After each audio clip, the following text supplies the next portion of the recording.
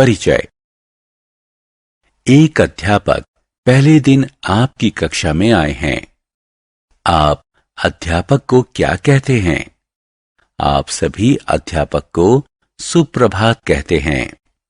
मान लीजिए, यदि आपके कमरे में सभी दरवाजे बंद हैं, तो आप कैसे जान सकते हैं कि कोई कमरे के सामने से गुजर रहा है?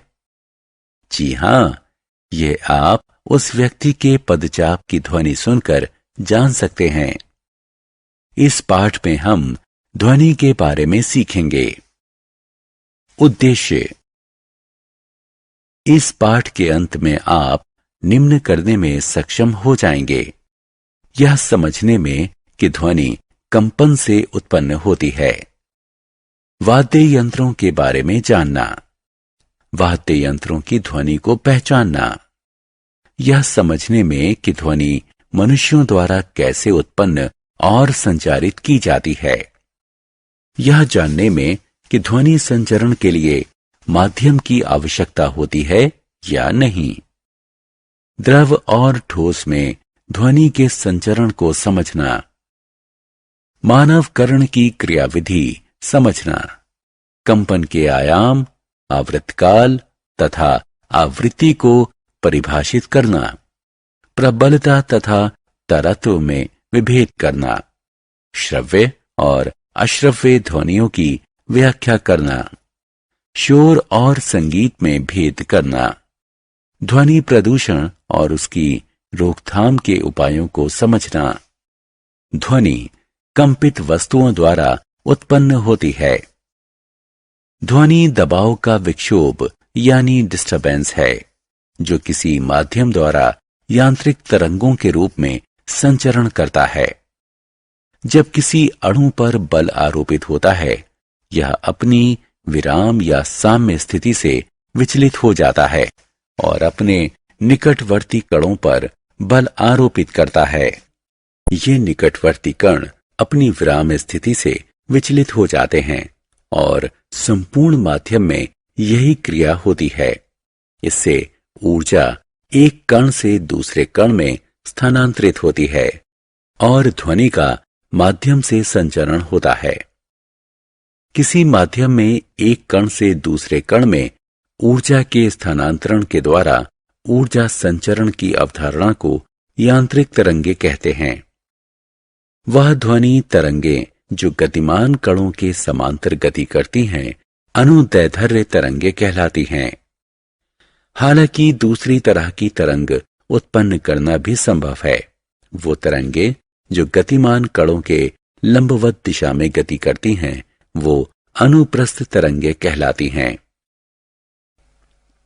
यदि ट्रेन के गुजरने के बाद आप पटरी पर कान लगाकर सुने, तो आपको पटरी में कंपन सुनाई देगी। इससे प्रमाणित होता है कि ध्वनि ठोस पदार्थों से होकर संचारित होती है। मनुष्य ध्वनि कैसे उत्पन्न करता है? मनुष्यों में वाक यंत्र।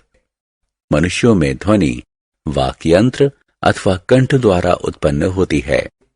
वह भाग जो कुछ निगलते समय चलता प्रतीत होता है, उसे वाक यंत्र कहते हैं। यह श्वास नली के ऊपरी सिरे पर होता है। वाक यंत्र के आर पार दो वाक तंतु तानित होते हैं।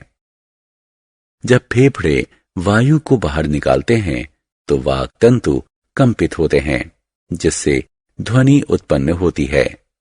जब वाक तंतु तने हुए और पतले होते हैं, तब वाक ध्वनि का प्रकार या उसकी गुणता उस वाक ध्वनि से भिन्न होती है जब वाक तंतु ढीले और मोटे होते हैं। ध्वनि गमन करती है।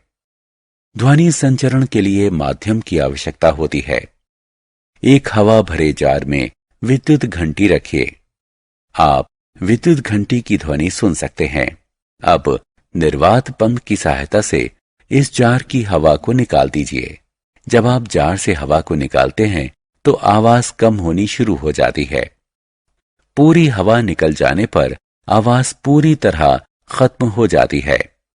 इस प्रयोग से प्रमाणित होता है कि ध्वनि के संचरण के लिए माध्यम की आवश्यकता होती है। ध्वनि ठोस माध्यम से गमन करती है। अपने दोस्त से मेज के एक सिरे पर छड़ी से मारने के लिए कहिए। मेज के दूसरे सिरे पर आप कान लगाए रखिए। जब आपका दोस्त मेज को मारेगा तो आपको दूसरे सिरे पर उसकी ध्वनि सुनाई देगी। इससे प्रमाणित होता है कि ध्वनि ठोस माध्यम में गमन करती है। ध्वनि गमन करती है। ध्वनि वायु में गमन करती है। आप जो सुनते हैं वह वायु के माध्यम से ध्वनि का संचरण है। यदि किसी कमरे में वायु ना हो तो हम ध्वनि नहीं सुन सकते। हम सभी उड़ते हुए विमानों की ध्वनि सुनते हैं। यह ध्वनि वायु गैस में ध्वनि के संचरण के कारण हमारे कानों तक पहुंचती है। ध्वनि जल में गमन करती है। घंटी को पानी से भरे बीकर में रखकर बजाएं। आपको ध्वनि सुनाई देगी, जो कि इस बात की पुष्टि करता है कि ध्वनि द्रव में संचरण कर सकती है। डॉल्फिनों के बीज संचार से भी ये पुष्टि होती है कि ध्वनि द्रव में संचरण करती है। हम ध्वनि को अपने कानों से सुनते हैं। कान के बाहरी भाग की आकृति कीप की तरह होती है। जब ध्वनि इसमें प्रवेश करती है तो यह एक नलिका से गुजरती है, जिसके सिरे पर एक पतली झिल्ली दृढ़ता से तनित होती है। इसे कर्णपटह कहते हैं। ध्वनि कंपन से कर्णपटह कंपित होते हैं और कर्णपटह कंपन को आंतरिक कर्ण में भेज देता है। आंतरिक कर्ण से यह मस्तिष्क में जाता है। इस प्रकार हम ध्वनि सुनते हैं। आयाम, आवर्तकाल तथा आवृत्ति। आयाम ध्वनि उत्पन्न होने के समय होने वाले शोर या कणों के अधिकतम विस्थापन को ध्वनि का आयाम कहते हैं। जब कंपन का आयाम अधिक होता है तो उत्पन्न ध्वनि प्रबल होती है।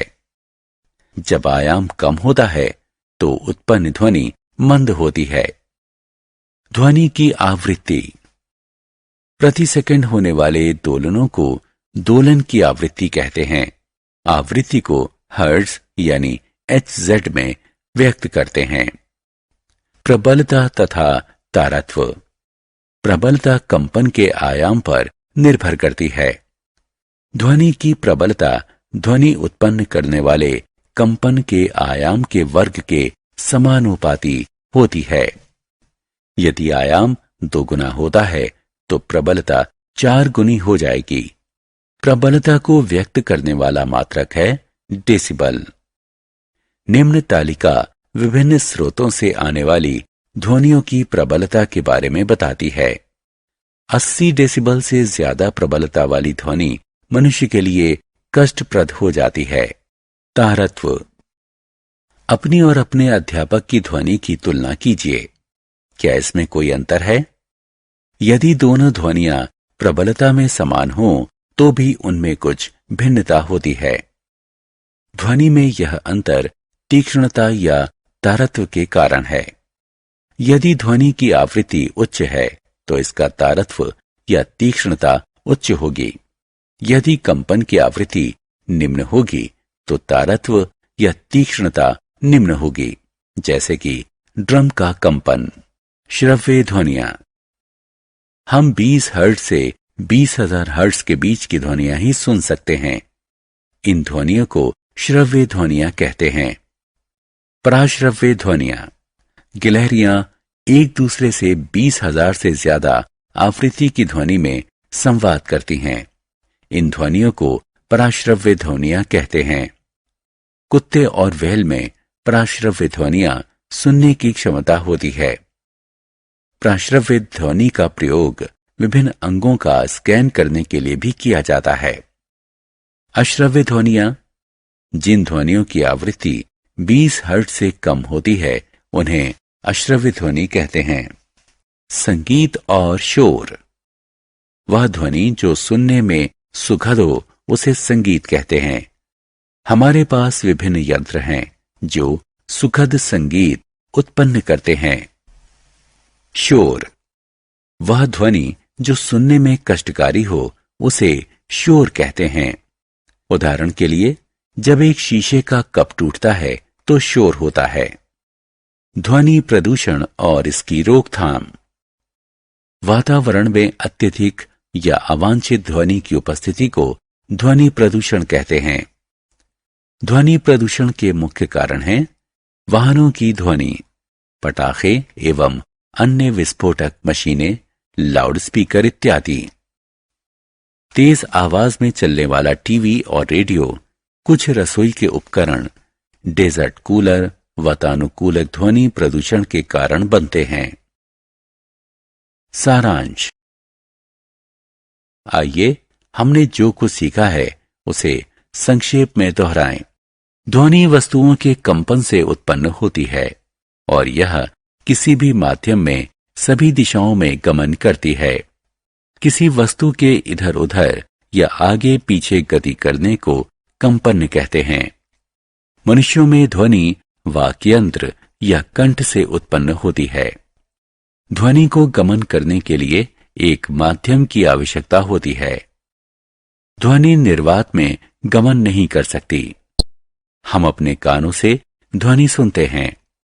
स्थिति को कंपन का आयाम कहते हैं। किसी वस्तु की इधर उधर गति करने को दोलन गति कहते हैं। प्रति सेकंड होने वाले कंपन या दोलन को दोलन की आवृत्ति कहते हैं। किसी वस्तु की आवृत्ति को हर्ट्ज में व्यक्त करते हैं।